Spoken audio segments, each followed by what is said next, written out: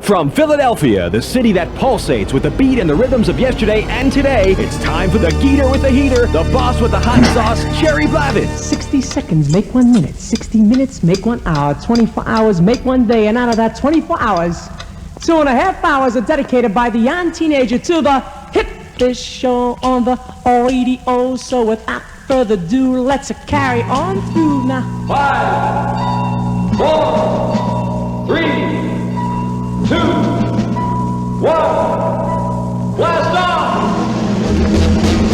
Young teenager, gather round. Hark to the sound I'm a putting down. Come on, baby, let the good time roll. Come on, baby, let me thrill your soul. Come on, baby, let the good time roll. Roll all night long. Well, let me say greetings and salutations again. How are you? Here we are, another day in paradise, and there you are out there looking at me, and I gotta tell you, you know I've said this all the time. With this modern technology that we have, which you know how I feel about that, I really miss being with you where we could be one-on-one. That being said, I guess the next best thing is what I am doing now every Sunday when we do a little chat. Now, you know, you and I, we grew up in a wonderful world when music was a part of our lives. When you were going to the dances, when you were dating a girl, when you were dancing out there and you're meeting other kids, we became a part of what is called music. And there have been so many great artists that have contributed to our world. So many of them, unfortunately, are not with us today. But their music will always live on. And I'm fortunate that I've been a part of it and you've been a part of it.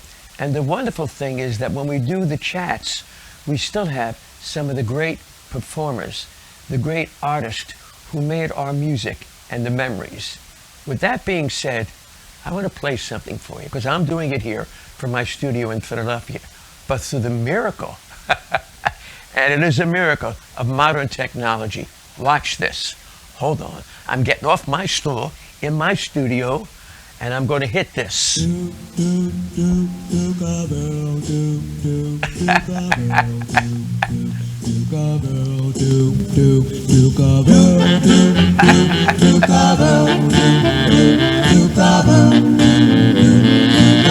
Now I'm going to stop that. I want to ask you a question before I bring the Duke on. How many times does he say Duke, Duke, Duke, Duke, Duke before he says, I am the Duke of Earl? Ladies and gentlemen, my old friend from Chicago, Illinois, the Duke of Earl, Gene Chandler. Gene. How are you? And folks out there. Let me ask you a question. How many times do you say Duke, Duke, Duke before you hit? I don't know. You know what? That question was brought up a long time ago, and I never did try to find out. Well, you know what? The reason why, because it's on the record. Right. And when I perform, as you know, I enter at a certain point. Well, I'm duking all the way up to the stage. So how many times I said, I really can't tell you before I say, as I walk through this world, it's for sure nothing can stop the Duke of Earl. Listen, who came up? You know, you and I go back to doo-wop. Chicago, the Spaniels, the Moonglows, the Dells. On the East Coast, you had the Cleftones, you had Frankie Lyman. And at the beginning of all of their songs, they'd be doing like Why Do Fools Fall in Love? Boom, papa, boom, papa, boom, papa, boom, boom, boom. It's the ooh-wah, ooh-wah, ooh-wah, ooh-wah. Right. Did you get the idea? Right. Ooh-wah, ooh-wah, ooh-wah. Why do fools? Okay. But that's funny because when I hear Duke, I think of that opening with Frankie Lyman and the Teenagers. You know? So Okay. let's go back to the beginning because you and I go way, way back. The Chicago sound, in my opinion, for you people out there looking, has always been very special. You know, there's the Philadelphia sound, there's the Motown sound, then there's the rhythm and blues sound of Louisiana and that rock sound, the Cajun sound. But what is it, Gene, about Chicago that has made it so special with your music? Well, my music and quite a few others, of course. It's just areas. You know, like in New York, they say 9, like 9 o'clock, Right. and we say 9 o'clock. Right. But they have their way of saying. It's just language that comes from different states. The West Coast got their language. New York has theirs, and the Midwest has theirs. You know, And it's just the way I guess people migrated from the South and came up, and it's the way it went. and the sound, though, of Chicago, you know, I could listen to you, and I could listen to Curtis, and I can listen to Jerry Butler, and Major Lance, and that to me is the Chicago sound, especially with the way Curtis played a guitar. You know, you could hear that lick, you could hear that guitar lick, you know? Yeah, it had like a beauty to it. It was even more interesting to see him stroke the guitar. You know, he didn't ping, ping, ping. His fingers would go back and forth like he was strumming a harp or something, you know, and he could get that beautiful sound out of it. You know, It's just the way he did his work. That's all. it's so distinctive. I mean, at the beginning of your career in Chicago, the group, the Duques, you were singing with the Duques. And as you know, your real name is Eugene Dickens, right? Dixon. That's what I said, Dixon. See, I want that accent, that Chicago accent. Ah, okay. All right. And that's a Philly accent, too. So Gene Dixon, you're with the Duques, and you recorded, I believe, for a little label out there in Chicago called Nat Label at that time, right? Nat. And, Yeah, it was Nat Label, and the first record that we put out was called "The Girl Is a Devil." The girl is a devil. She's trying to make a monkey out of me, but I love her so. You know, and it was big locally in Chicago. Right.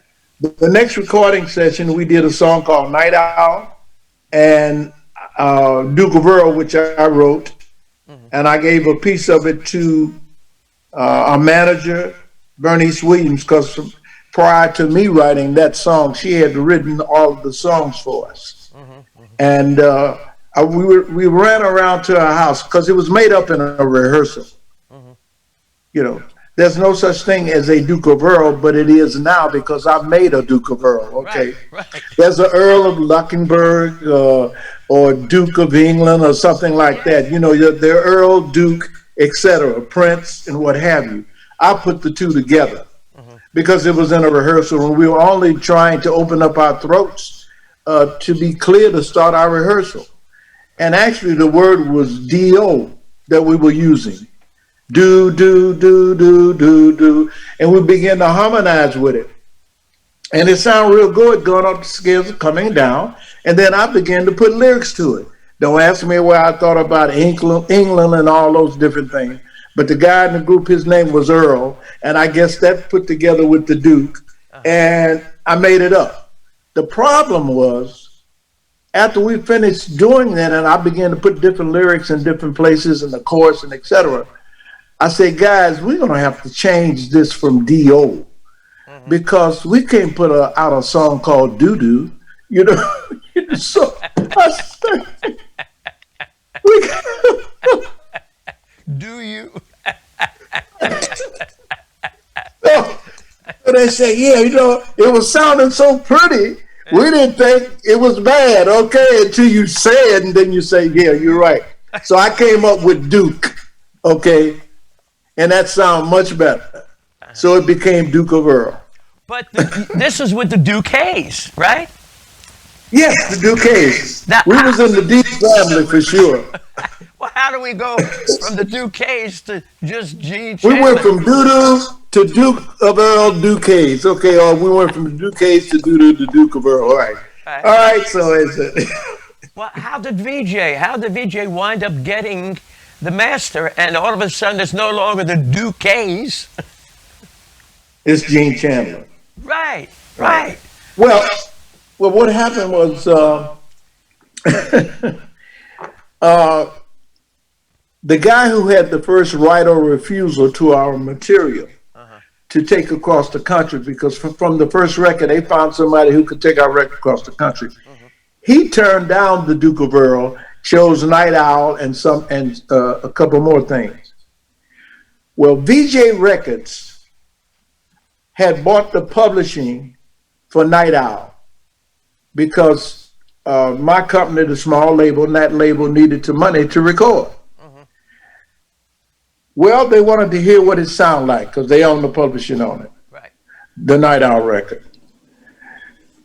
Once they heard that, they listened to the rest of the session, and Calvin Carter, who was the A&R director for VJ Records, asked who owns that record.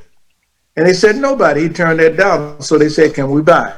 And of course, through conversation, yes. It was just so happened that Hewitt Abner, who ran VJ Records, was not there at the time in Chicago. He had flew to England because, you know, VJ had the first Beatle records. Absolutely. Yeah. And Abner was so smart, I'm going to allude to this quickly. He was so smart, once he knew that Capitol Records was coming in to buy the whole catalog, but he had stolen those, not stolen, he actually got that before him and made the deal with Brian Epstein, the Beatles manager. He just held on to his records that he had bought.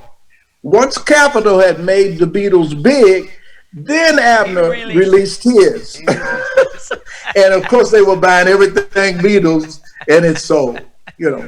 But in any event, he called Abner and asked him about the record. Abner said, if you call me all the way to England for a record, just go on and buy it, okay? And that's how it went over to VJ Records. Now, do I stay with the group? Because the Night Owl record was going up the charts, our first chart record. Or do I go with the Duke, who hadn't been proven yet? Well, I always wanted to be a single artist. This was my chance, a song that I wrote. I'm going to go with it. I say, if that's not a hit, they're going to want me to do an album. Even if it is a hit, they're going to want me to do an album. And I will cut a hit in there somewhere. So I left the group. We made an agreement on the records and what have you. And I left and I became Gene Chandler, the Duke of Earl. Chandler came from Jeff Chandler, the actor. I always loved Jeff Chandler, that name Chandler. So I took the Eugene and shortened it to Gene and became Gene Chandler and became a rich man today. What can I say? I got to tell you, you've mentioned a couple of names for the audience out there. Abner Hewitt was a little guy with a jumpsuit. He would wear the little jumpsuit. You remember that, Gene? He'd be around all the time with that little jumpsuit. You know that? Yeah, he was casual a lot.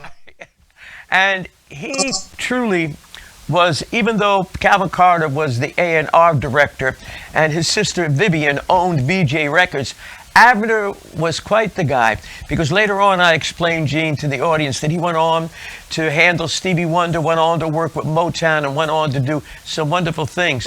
So Abner was the guy, and you don't know, that's how you and I met. It was 1961. You were coming into Philadelphia to do Bandstand, all right? And you had the top hat on, and you had the little thing in your eye, and you had the cane, and you and Abner, you and Abner were walking into the studio. And I said, my lord, my liege, my man. Abner said, Geator, you're right, he is the Duke. 1961, man. And from then on, you and I, our relationship has always been music. VJ Records back then, you know, the first black-owned record company in America, going back to 1952. And, you know, across the street, as you know, Gene, you had Chess and Arger and all that. But VJ was a special label back then. Do you agree? Absolutely special because of what Abner did. Black record companies did not have white artists in their company. And as I told you, mentioned before, Abner was over there making the deal for the first Beatle records. Yeah. If Capitol hadn't went and bought the catalog, they would have came out with all of those things because Abner would have had hits and what have you. But let's take it a step further. Lots of people don't know. That's where the Four Seasons started, was on VJ Records. I made the deal. That's what made them different from the other company. They also had Frank Ifield and Jimmy Clanton. Yep. After the Duke of Earl took off on the pop stations, that opened up the door. And Abner leaped and ran into it with some pop records on VJ Records. So they were the ones who had white and black artists. They also had a jazz catalog. Yep. They had a gospel catalog. Blues. VJ was full. It wasn't just the Jared Butlers and the Gene Chandler. They had so much going on. Abner was really a genius. You know, I got to tell you, Gene, talking about the seasons, in the book that I've written called You Only Rock Once, I heard the demo from Bob Crew, where at the Fontainebleau, it's in the book, of the song called Sherry. So Bob Crew said to me, I'm going to play this for Morris Levy. He's interested in buying the master. This is 4 o'clock in the afternoon. 8 o'clock at night, we're coming down to have dinner, and he's at the bar getting drunk, Crew. And I said, Crew, you made a score. He said, no, man. He said, Morris Levy told me to tell you, you lost your ear, and this is the worst piece of do-dee-da-da I've ever heard. I said to the bartender at the bar, give me the house phone. And I was the guest of Abner at the Fontainebleau for that record convention. And I called Abner up. I said, Abner, I want to come up. I want to play for you a demo. I went up. I played Sherry for him. He said, man, tell me about the group. Combination of the Four Lovers, as you know, with Frankie Valli, Bob Gaudio with the Royal Teens. Abner said, it's great. He said, it's a white group, Geet. I said, I understand. He said, well, you know, other than the thing we did with the Beatles, now remember, this is in '62. He said, if it weren't for you breaking Duke of Earl, and also make it easier on yourself, we don't have too many crossover records. The Beatles, because that was happening big. I said, Ab, let me take this record back and bust it in Philadelphia and guarantee it's a hit. That's how it happened, because Abner had some reservations at that time in 1962, because he said, you know, the Black Cats may not want to play this. I said, Ab, music is music, and it reaches all ears. And Gene, that is truly what the story of our music is about. It reaches every ear. It has no race, color, or creed. And that's what our music brings together, a wonderful world that we need together through music, you know. Well, you know, I'm glad you told that story. I had never heard that story. I can add that to my repertoire of knowledge on VJ.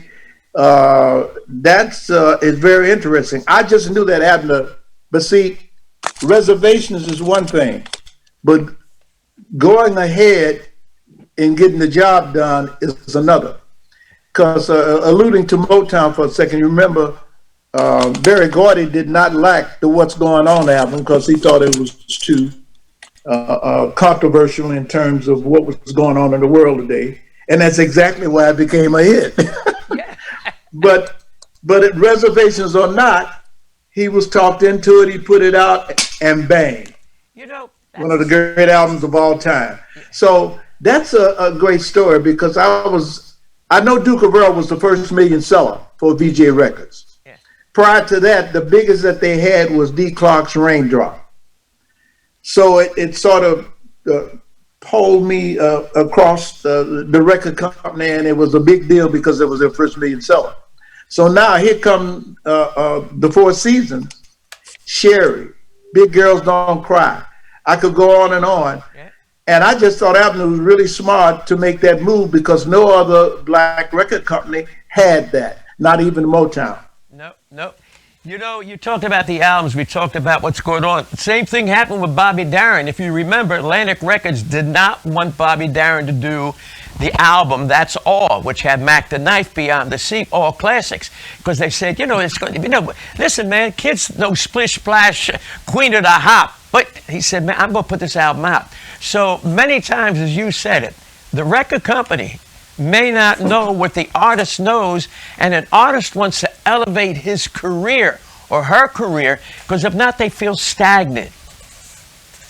Yeah, yeah, yeah. That's the business, and I guess I never felt that way because I did a lot of business stuff too. But go ahead. Now tell me about you writing all the songs and then Curtis writing some of the songs with you. How was that association with Curtis? Was that because of Abner? No, no, it was just strictly Curtis being in the city of Chicago, knew that I was on the label, and we had done some shows together because, you know, they were out there before myself, Jerry Butler and the Impressives. And so when we did some shows together, he'd be back in the dressing room playing some things for me. And I loved it because they were love songs, and I love slow love songs. Which leads me, and maybe I can just quickly tell this story. We were on the road. This is like, up near the 70s or something. Oh, 70s. I'm sorry. You said the 70s. Yeah, well, Curtis was writing. Monkey Time came out, what? It was 1970 No, something? yeah. Well, let me tell the story. He was playing these songs for me for my new album. Because, see, he had already written Rainbow, 63. It come out in 63. And then, of course, we embellished on it, which is another story. But Curtis was writing some songs for me, and he was playing the song. And when he finished, I picked out all the songs I want. One of them was Monkey Time, because I had a lot of slow songs, but I didn't have a bunch of up-tempo. I thought Monkey Time was a hit. So when I finished with it, he said, Gene, I don't think I can let you have Monkey Time because Eddie Thomas, our manager, want us to do it. And I said, well, what the hell are you playing with for me? I'm upset now because it was the only fast one that I picked, and I thought it was a hit record. Okay, so now he said, well, take it easy, Cap. He always, C-A-P, always called me Cap. He said, just take it easy. If you can talk Eddie Thomas out of it, you can have it. And tell him I said it's okay. So Carl Davis, our manager and producer, knew Eddie Thomas better than I did because he's a manager too. And I called Carl, told him the story. He said, okay, let me talk to him. When I came home, Carl said, I got all the records that you asked me for. He said, but there's one song I need a favor from you. And I say, well, he said, first, let me tell you the story. He said, Columbia Records told us if we didn't get a hit off of the next album on Major Lance, that they're going to drop his contract. After we sit here and heard the songs that you were talking about, we think that Monkey Time would be a smash for Major Lance. It's better for his voice. And we were all same manager, same producer. We were all in the same stable. I was hot. I had other good things from Curtis I had gotten. So I said, okay, that's fine. And so that's how Major got Monkey Time. Now, after Monkey Time's a hit, Curtis wrote some things for Major for his next album, and Carl would always call me to his house to listen because I was his first big act. And we would sit down and listen. I said, oh yeah, blah, blah, blah. I heard a song that he had written for Major Lance, and I said, Carl, turnabout is fair play. I gave Major Monkey Time. I want that song right there. Nothing can stop me. And Carl said, you got it. I said, well, you got to talk to Major first. He said, no, I don't. He knew you gave him Monkey Time.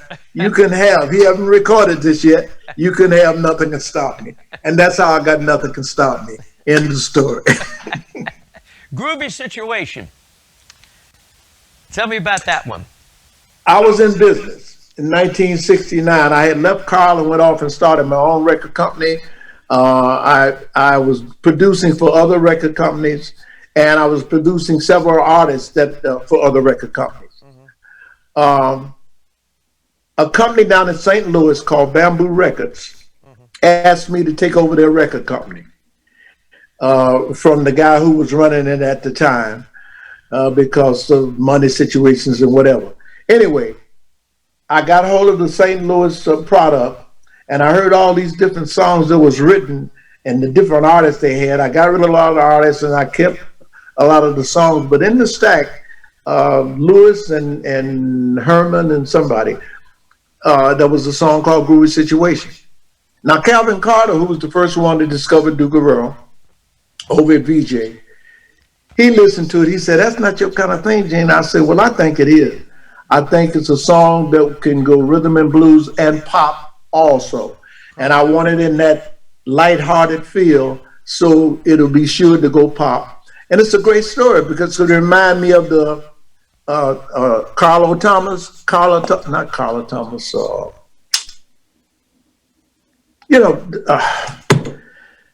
the Children's Hospital, Thomas, the old comedian, his daughter. Oh, wait. You're not talking about... Anyway, she had out the series on television called That Girl. Marlo Thomas. Marlo Huh? Thomas. Marlo Thomas. Yeah. Yeah. Marlo. Yeah. Right. She had out the series called That Girl. Yes. I said, well, now that's certainly popular. But Danny anyway, I Thomas's ignored daughter. them. I ignored them. I recorded the song, and it came out in 1997, and that was my third gold record. Duke of Earl was the first. Rainbow was a hit 3 times, which is another story. And then there's 1970 Groovy Situation, and I also put out Backfill in Motion. That's when I was with the Bamboo Record Company, and I had all those deals I was going for me. I was just doing a lot of stuff. Now, you know, one of my all-time favorites, you talk about the soul of this man, song called God Bless Our Love. Tell me about that. All right. A lot of people think Curtis wrote that, but that particular song was written by Billy Butler, Jerry Butler's brother. And it was called God Bless Our Love. And listen, it had a religious twist with it, but it was talking about love, which is what God is about. And so I just thought it was a hit sound, and I recorded it. And God, you don't know how many people talk about that song. And over the years go by as one of their favorites, coming from me. That was on the Constellation label? Constellation label. Yes. Now, yes, I had left. I left when well, I can't think of it right now, but it was 1963 because we went over to the Constellation label, and that's where the second Duke Rainbow was recorded. Exactly. Live version. Right. 65. You know, we talked about Carl Davis. You know, Jackie Wilson, as you and I know, and, you know, Marshall Thompson. You know, we love Marshall Thompson. Marshall Thompson tells the story about, you know, the Artistics who recorded on Brunswick. And Carl Davis, who was manager and producer back in those days, Jackie Wilson needed a whole new approach, and he took him into Chicago. Do you remember that, Gene, when he took Jackie into Chicago? Yeah, well, it all started with Nat Turnipole wanting me to sign up with Brunswick Records. And Carl, we all sit down and talk about it. It was the first company who gave me a bonus to sign. After almost a year of me recording on Brunswick, Nat Turnipole asked Carl would he do Jackie. So from that point, the writers we had there at the company and any other writers, we began to reach out to them because we had to get Jackie together. And of course we did. And that's how it all came about. And we started recording hits on Jackie Wilson's. You know, I could hear your Chicago sound on the things that Jackie did in Chicago with Whispers, Squeezer, Teaser. It was a whole different approach and a different sound. Now, for you people out there, Gene said Nat Turnipole. He was Jackie Wilson's manager. And that Chicago sound, man, with the Artistics backing Jackie, was just amazing. Out of all of the groups going back, because you started when you were a kid, some of the mentors, some of the groups that you really said, hey, man, I love what these cats are doing. Hands down, Go ahead. the Spaniels. My man. The Spaniels. Pookie Hudson. and Gerald Gregory, man. You know, for the audience out there, whether you realize it or not, the Spaniels were really the first group on VJ that really gave Calvin and his sister Vivian the shot, man. I love, you know, you did the Kimmel show with me, remember? The Kimmel in Philadelphia, and you came into the audience. Yeah. You did the Malt Shop Memories Cruise, didn't you? Yeah, you did the Malt Shop Memories Cruise with me. Because you came right through. Listen, let me tell you, we got to get you back on. Let me tell you about the Malt Shop Memories Cruise. This year we've got Gladys Knight, we got Kim Weston, and for the people out there that are watching this show, if you have not booked this cruise, I want you to go right now. You say Gene Chandler, you say the Geator, and you can get a discount on this cruise. Visit themaltshopcruise.com and you can call 844-855-MALT. Gene, every artist in the world has been a part of this. And I only feel badly that Pookie, who you and we loved, just a gentle, beautiful soul, was never able to do this cruise. But we're going to bring you back, because I never forget how you came on. I was on stage and I started to do, and the audience was going, Duke, Duke, Duke, and they hit you with a spotlight coming down the aisle, man, on that ship. You got up there, man, and you absolutely nailed it, man. Yep. I was just thinking about Pookie Hudson. Yeah. You paint the picture right from the start. Listen, I used to love the way he sang, How about when he did Stormy Weather? I mean, the way he did Stormy Weather, man. Oh, yeah. Oh, man. And when he did Heart and Soul, when he would, and I heard that guitar lick. For some reason, that was Curtis, man. Such wonderful. He might have been. Yeah, because he was with VJ at that time. He was with Butler. How's Butler doing? How's Jerry doing? Do you see him? He's doing pretty good. I talked to him the other day. I guess he retired now about 6 years or more. I just retired about 3 years ago. And, but he has a little Parkinson. And he don't get out that much. Every now and then, well, not lately. I'll take him out to dinner. But I just talked to him last week, as a matter of fact. And then he called me up Monday, Veterans Day, to thank me for my services and that kind of thing. Yeah, what year were you in the service from? What year, Gene? 57. I went in 1957. Came home 1960. And the recording contract was waiting. Right. So what can I say? Now, I've just been taking care of business. I could have retired some time ago. Business-wise, I'm doing fantastic.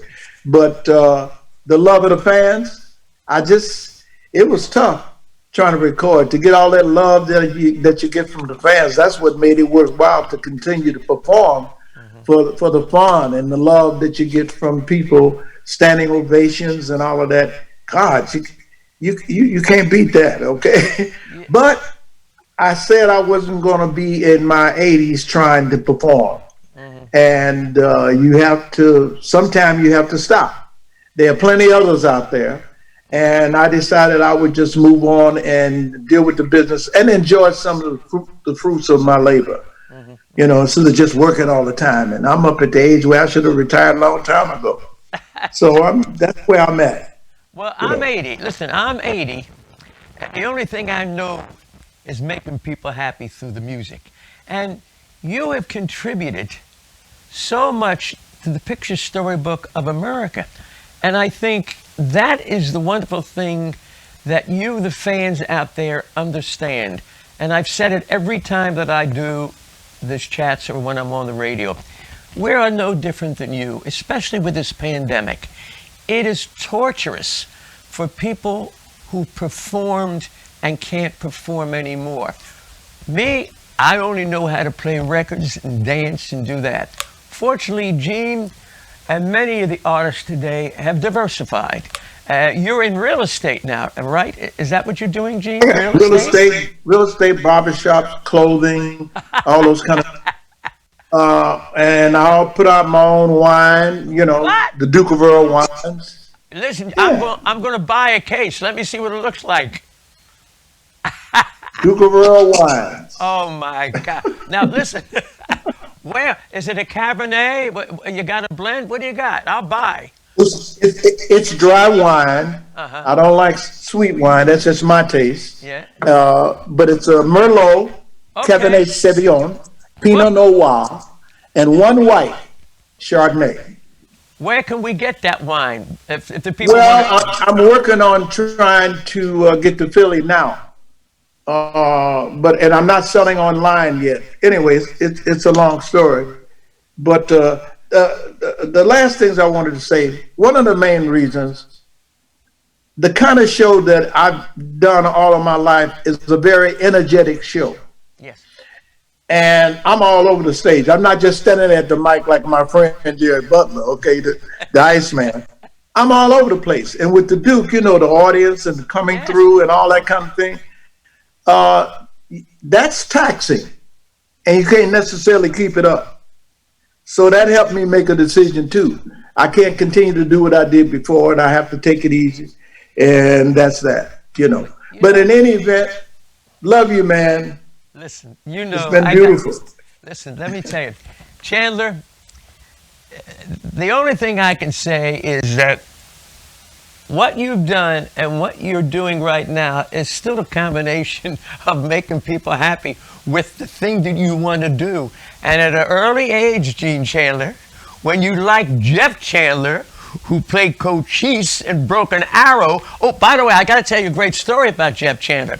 You remember Sammy, my man Sammy Davis? Sammy used to twirl the guns. Right. Jeff Chandler became Sammy's best friend because Sammy had to teach Jeff Chandler in one of the westerns how to twirl How to the do all guns. that. Yeah, Sammy loved Jeff Chandler, man. So this combination of the world that we live in will never die. Thank you for just sharing, my buddy. You know I love you. And let me know how Thank we can you. get the wine so I can tell the fans, okay? Okay, I'll let you know when it happens. And give my best to Butler. You know, all of the cats are I will. going. Curtis is going. I will. And thank Marshall, my man. Thank Marshall. You know, is Well, Carl Mark Davies? is always on. Is Carl still alive? Carl Oh, no, Carl passed away some time ago. Man, You know. all the greats. Listen, you're the last. Most, You know, oh God, Danny Sims, Johnny Nash. I could go on, you know, but, you know, I feel very blessed to be able to sit here and talk to you, and you're still here. And so we just try to keep going and do what we have to do and try to stay healthy, especially during this pandemic. listen. I got a question before you leave. A couple of people asked. You don't mind if I ask this of you? A Go ahead. young man by the name of Pasquale, and I don't know if this is true, says, why did Duke of Earl never make it into the British charts? Now, I don't know. But that's not true. Yeah, that's what I'm saying, you know. Because, I mean, when I come over there, they expect me to do the Duke. I mean, they have a lot of other songs that wasn't even hits over here. But no, it was there. All right. Here's another question. This is from Bailey, George. He said, on Brunswick, tell me about There Was a Time. There Was a Time that you recorded? Yeah. Well, a lot of people like my version. As a matter of fact, there was a contest between James Brown's version and mine. I never expected. It was on YouTube. Yeah. And they were judging mine and judging James. Well, I didn't look at it that way. I just looked at it that it was another up-tempo song. Remember, I say I didn't have a lot of them. Right. And so I took his song and put my type of performance to Right. it and dancing on everything. Right. And it became a hit record. Yeah. It was the title of one of my albums. There Was a Time. So, see, you got a lot of fans out there that know more about you than you even know about you. Probably All right. so. Listen, God bless our love. God bless our love, Gene. Stay healthy, Thank you. stay strong, and God bless. My And man. thank you. All right. Ladies and gentlemen, that is my man, Gene Chandler. And he is a special person, as all of the wonderful artists that we speak to, because of the fact the music that they've created will always be. The music that you grew up with, the music that spoke for the things that we felt, is a part of our lives. And all of these wonderful artists are what we do. So I want to thank you for being a part of what I do. Now, I believe we have a couple of more minutes left. 20 minutes. 20 minutes left. Okay. What I'm going to do is I'm going to get some questions from you people that have been asking me that I have not been able to answer. I had a question from Sue, and she is from Upper Darby, and she said, I used to go to your dance at the Shabu. She said, I was 14 years of age. She said, and many of my other friends were too young. What was the age limit for going to the dances? Well, it was 14 years of age you had to be. And it was from 14 to 16. Because after 16, we figured, my manager Nat Sigel figured that, well, after 16, they're no longer teenagers that really want to dance. That wasn't true, because I said to Nat, let's make the age from 14 to 17. And that's what we did at Wagner's Ballroom and Shabu Ballroom. Another question here, and this is from Donnie. He said, you talk about your book, You Only Rock Once. Is there plans to make a movie on the book? Well, we've had 3 screenplays already. And if you've read the book, there is so much in this book, going back to the beginning of my childhood, growing up in South Philadelphia, then going on the road, then being a dancer on Bandstand, then on the road with Danny and the Juniors, and then being a valet for Don Rickles, and then doing promotion, and then starting the radio show and the TV show. So there's so much in this book that to try and capture a screenplay, and script's got to be no more than 125 pages, 130 pages. This is not The Godfather, where it's like an epic, you see. So 3 screenplays, working on one right now, which I really like. But the real thing about the book is that if someone could develop a series going from a kid 13 years of age up to where I am right now, which would encompass all of the years that I've been doing what I've been doing. So we'll see what happens. This is from Diane from Prendy. My favorite song was Because of My Best Friend and Lover's Prayer. How did you find that? Well, when I was a kid, when you listened to me on radio, I was playing music that nobody else was playing because of the fact that when I started, and you'll read it in the book, I was doing a talk show, and the snowstorm closed down the Venus Lounge, and I took all of my records up to Camden and started to play all of the oldies.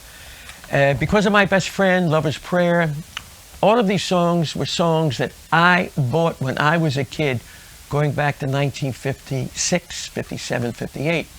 So when I began to play all of this, you people out there heard these oldies for the first time, and to you, it was brand new. And that's how I played it. The original record of Lover's Prayer, Because of My Best Friend, came out like 1957. Now, cutting to that, you might remember that I opened up a store with a couple of guys from New York City, Jerry and Jarrett, Jerry Green and Jarrett. And we opened up a place and we called it the Record Museum. Now, why do we call it the Record Museum, and why do we open up a store and sell nothing but oldies? Because when I was playing this music, Chuck Berry, Fats Domino, Little Richard, Frankie Lyman, the Kleptones, the Spaniels, the Dells, They were oldies because many of these groups were not making new records at that time. But when you heard this music for the first time, it was new. So we decided that there is no outlet for kids to go and purchase the music that the Geator is playing. So we opened up a place called the Record Museum, 1005 Chestnut Street. And we bought all of the old records from the record companies that had them in the warehouse. Now, because of this, and because of the popularity of the radio show, I started to do a portion late at night from 10 to 11 called For Lovers Only, where I would play music with a storyline, and I would relate the storyline to how I felt when I was a kid growing up. So I would play songs and tell a story, how it is to be outside, all you guys are out on a date, and you're by yourself, and I would play, "Oh Starlight, please give me someone to love." That became such a popular hour that I decided, I had a studio in South Philadelphia like I have here, to go in and record an album, as I did an hour called For Lovers Only. We released it on Lost Night Records. It became the biggest selling album for kids at that time. We then got the idea, we've got the Record Museum, I'm doing an album, we're at the dances playing all of this music, Ain't Got No Home, Little Queenie, Please Forgive Me, all of the stuff I was playing, The Girl Can't Help It by Little Richard. Let's do a compilation.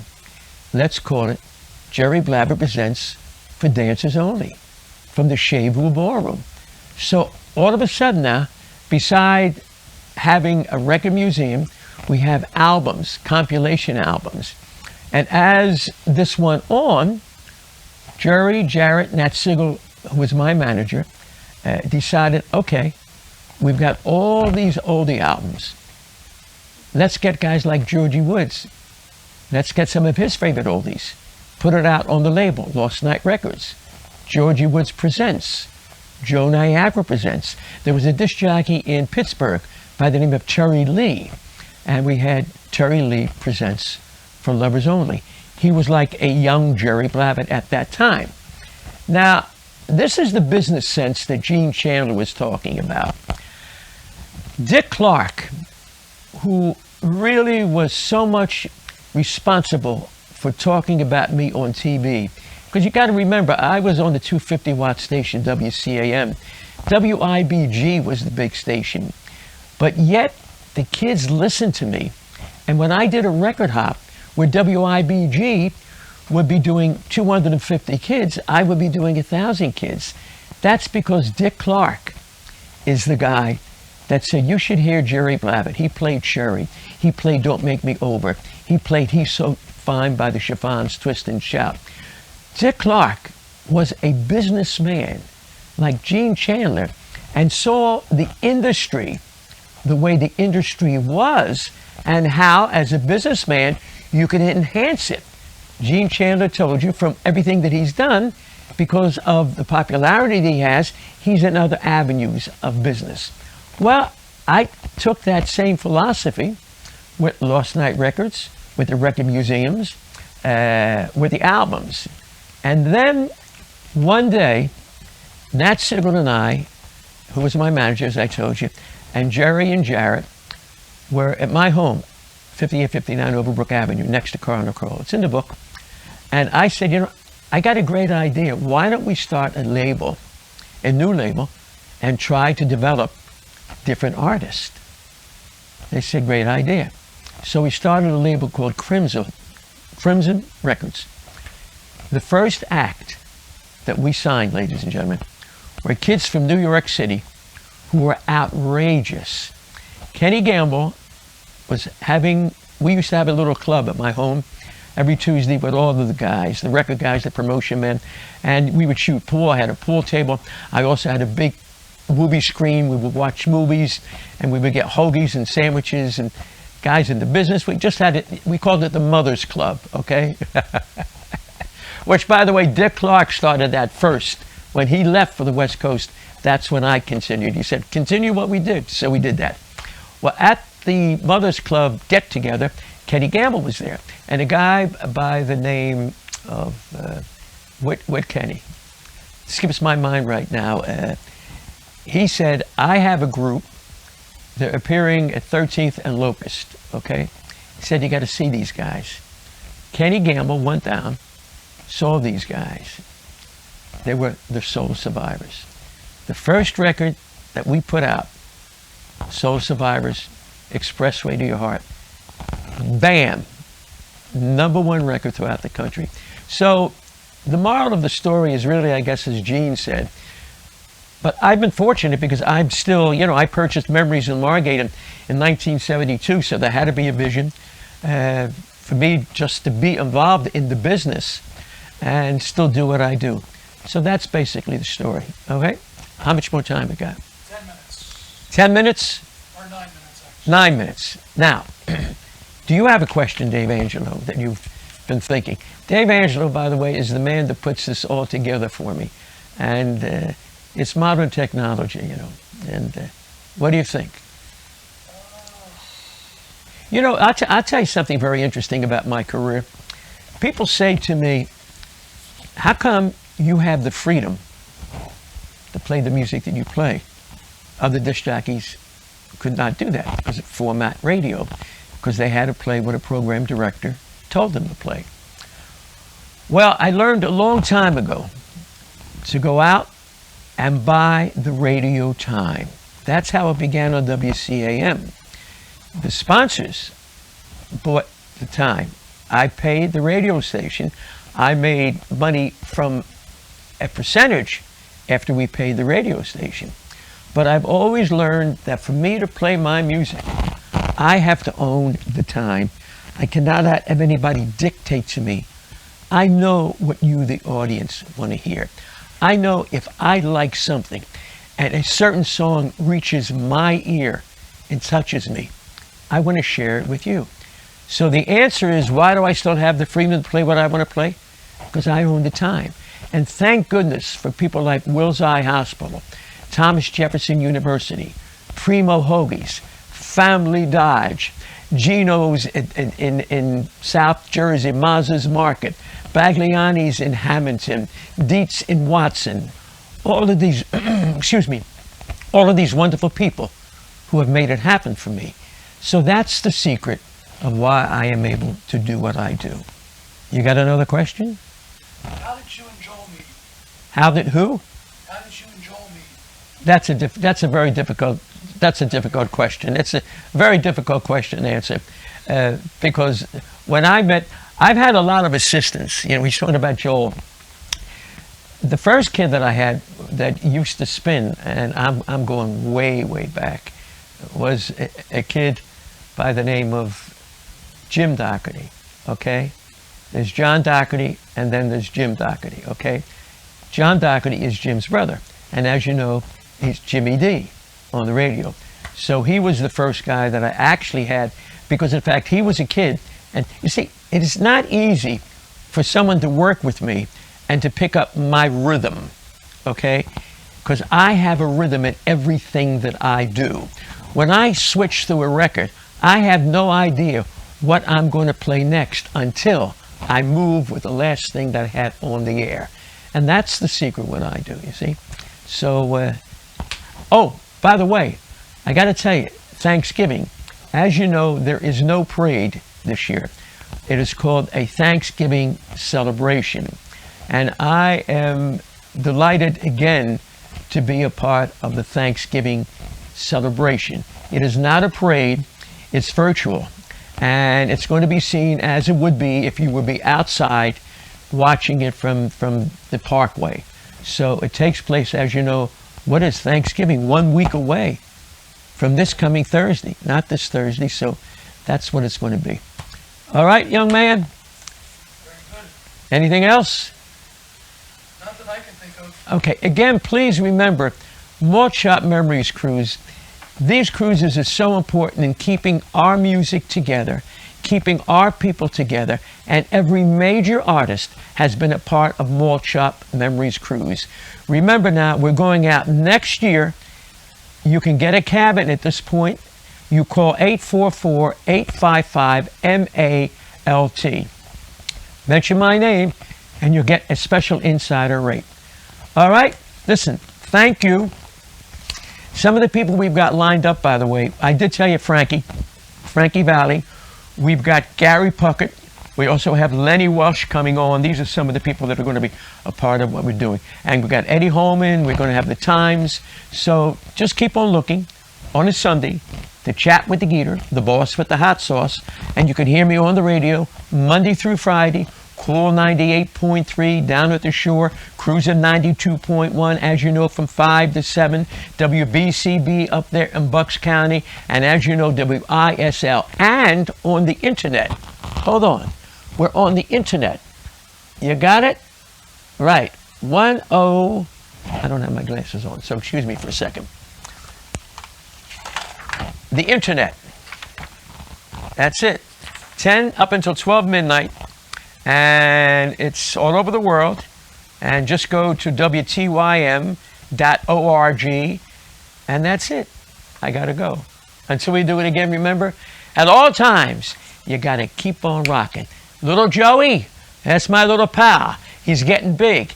He's now 6 months old, and he's finally eating baby food, even though he doesn't like his peas.